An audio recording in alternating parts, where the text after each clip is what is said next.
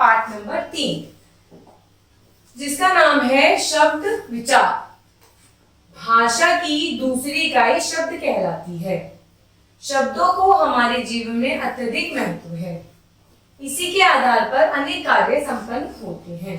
भाई तो आप जानते हैं कि भाषा की मुख्य इकाई शब्द होती हैं। शब्दों से मिलकर वाक्य बनते हैं और जब वाक्य बनता है तो हम अपनी बातों को प्रकट कर पाते हैं।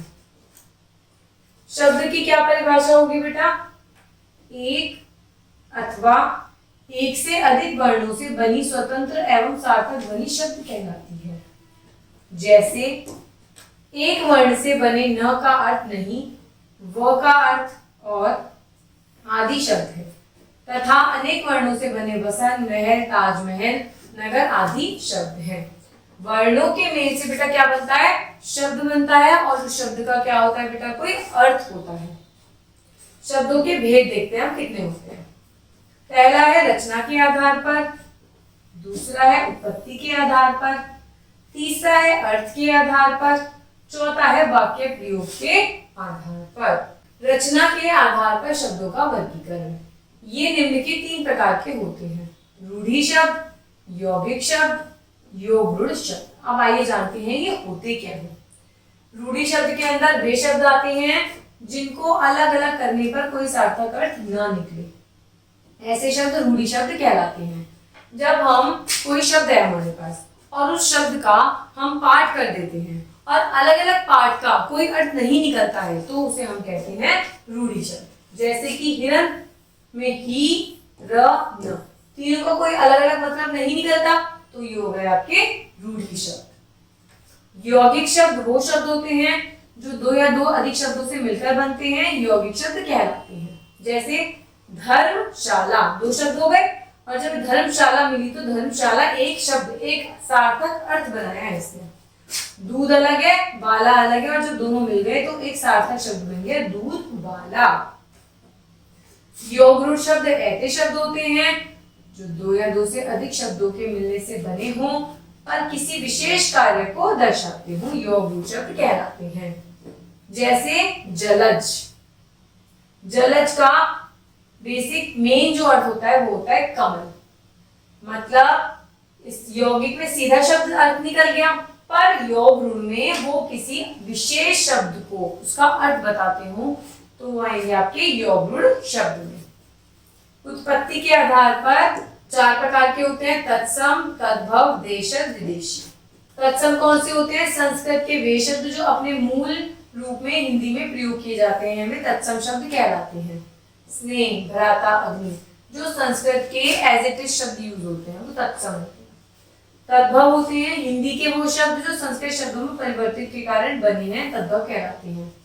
जो शब्द तो हिंदी के होते हैं पर वो संस्कृत में बोले जाते हैं उन्हें हम कहते हैं तद्भव शब्द। देशज जो शब्द हमारे क्षेत्रीय प्रभाव के कारण हिंदी में आ गए हैं उन्हें देशज शब्द कहते हैं।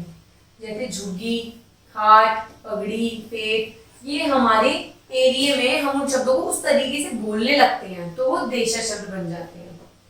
विदेशी शब्द जो हिंदी में अनेक शब्द ऐसे हैं जो विदेशी भाषाओं से लिए हुए हैं, जो हमारे हिंदी के मातृभाषा के शब्द नहीं है, जो कहीं विदेशों से उन शब्दों का हम इस्तेमाल करते हैं उन्हें हम विदेशी शब्द कहते हैं। जैसे टेलीविजन, किताब, हलवाई, चम्मच, चाय रोज भी यूज करते हो पर ये शब्द हमारे हिंदी के नहीं है, ये किसी और भाषा से लिए हुए हैं। अब पढ़ते हैं अर्थ के आधार पर।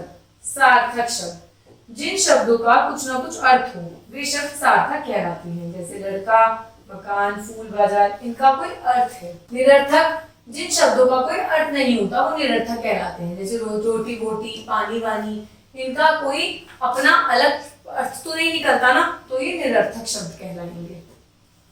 वाक्य प्रयोग के आधार पर विकारी शब्द वे शब्द जो लिंग, कारक तथा वचन आदि में परिवर्तन के कारण परिवर्तित हो जाते हैं विकारी शब्द कहलाते हैं। जो लिंग के आधार पर या वचन के आधार पर चेंज हो सकते हैं उन्हें विकारी कहते हैं। जैसे घोड़ा, घर, पीला, बह जाता है आदि। विकारी शब्द 4 प्रकार के होते हैं: संज्ञा, सर्वनाम, विशेषण, क्रिया। हम आगे पढ़ेंगे इनके बारे में पर आपको ये ध्यान रखना है। अविकारी शब्द वे शब्द जिनका प्रयोग के कारण ना बदल सकते हैं, जो बदल ही नहीं सकते। खिलाड़ी तेज दौड़ता है, खिलाड़ी तेज दौड़ते हैं, तो खिलाड़ी तो चेंज नहीं होगा ना, चाहे दौड़ता है या दौड़ते हैं, खिलाड़ी तो खिलाड़ी रहेगा, तो इसे हम कहेंगे अविकारी शब्द। अविकारी शब्द के बेटा 4 भाग होते हैं, क्रिया विशेषण, संबंध बोधक, समुच्चय बोधक और विस्मयादि बोधक। तो इस तरीके से हमने क्या क्या सीखा, 2 या 2 से अधिक वर्णों के मेल से बनी सार्थक ध्वनि को हम क्या कहते हैं बेटा, शब्द कहते हैं। अर्थ के आधार पर शब्द 2 प्रकार के होते हैं और उत्पत्ति के आधार पर शब्द 4 प्रकार के होते हैं। फर्क कितना होता है कि कुछ शब्दों के उच्चारण से कुछ शब्द ऐसे होते हैं जिनका सार्थक मतलब निकलता है, कुछ ऐसे होते हैं जो निरर्थक होते हैं। तो शब्दों के भी अनेक प्रकार के प्रकार होते हैं जो हमने इस पाठ में पढ़े हैं। धन्यवाद।